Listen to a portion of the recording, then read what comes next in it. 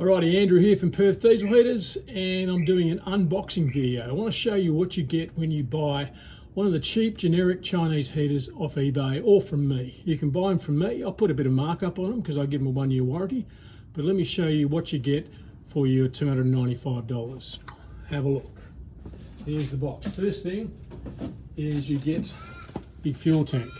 Alright, it's not UV stable, it's worth knowing, because if you leave it out in the sun too long it will crack. It's got a little nipple inside it which you can put on here, but I actually recommend buying a standpipe and going in from the top, because those nipples can leak.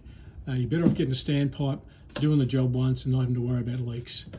Got a decent cap on it.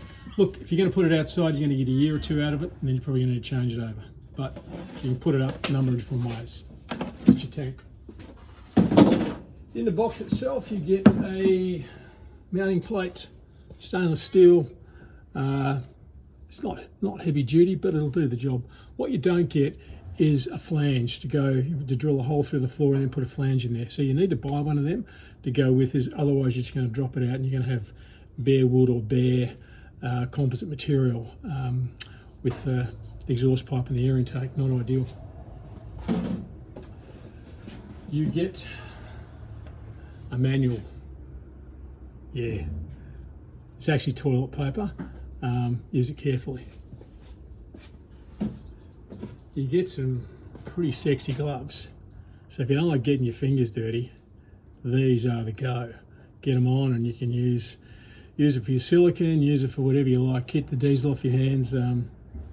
Funky. You don't get them in the expensive heaters. We have a look at the rest of the unit. Let me pull it out and I'll show you. So the unit itself, pretty straightforward. This is a 5 kilowatt, so you can see it's decent size. If I take the cap off here and open it up, what you will see is the CPU is there. I can get up the camera. Now the better heaters have a sealed CPU, whereas this one is obviously open. And one of the things about these generic heaters is they're all going to have different CPUs and different controllers, and the controller and the CPU are mated to one another. So if you're going to change one, make sure you change the other. Let's put this back on and put it to the side and get it up, fixed up later. That's the heater. Pump. Pump is your very simple 2-pin clicking little pump, and it'll make a clicking noise. It's not particularly quiet, it's not particularly noisy, but it's not one of the quiet pumps. That's your pump.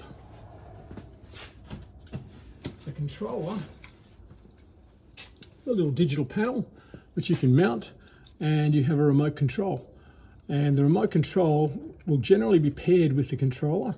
You can test if it's working by clicking, and if you see a red light, which we do, then you know it's got a battery in it and it's going to work. So controller and remote, really good to have, because I don't know about you, but I love turning this thing on before I get out of bed, getting the caravan warm. Remote control is great for that.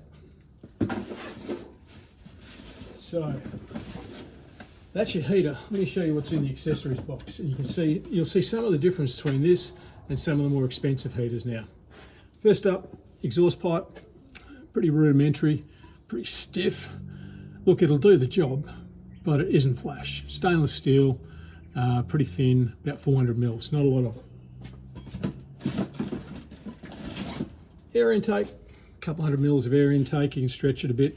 It's reasonably solid, it'll do the job. Fuel line, this one comes with the white nylon line. Much better than the green stuff, which expands and contracts a bit. This goes inside the fuel hose. Plenty of that to use. You get a muffler. Okay, it's a cheap muffler, nothing flash. It's going to go on the end of the exhaust and blow exhaust out. What else we got? Ducting. Not a lot of ducting. So you want to make sure you mount your heater pretty close to where you want your outlet. This thing will stretch to about 500 mil, but it's probably about 200 mil of it right there. Not a lot. We've also got these things.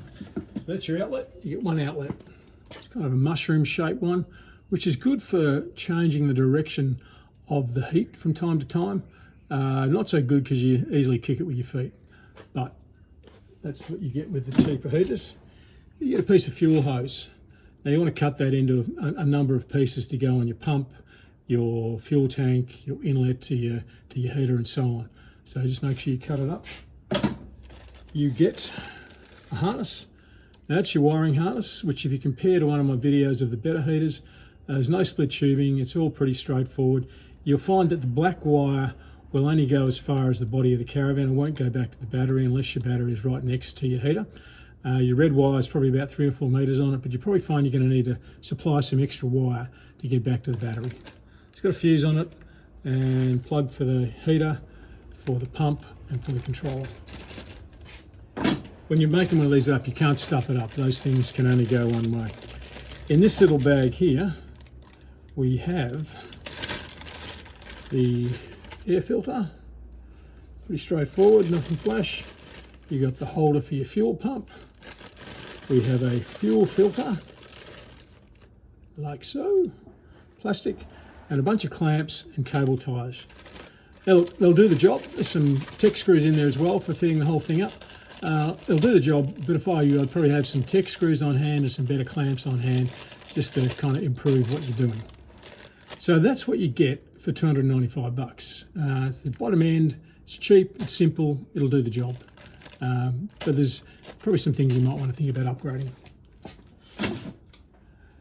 Generic Chinese diesel heaters. There you go.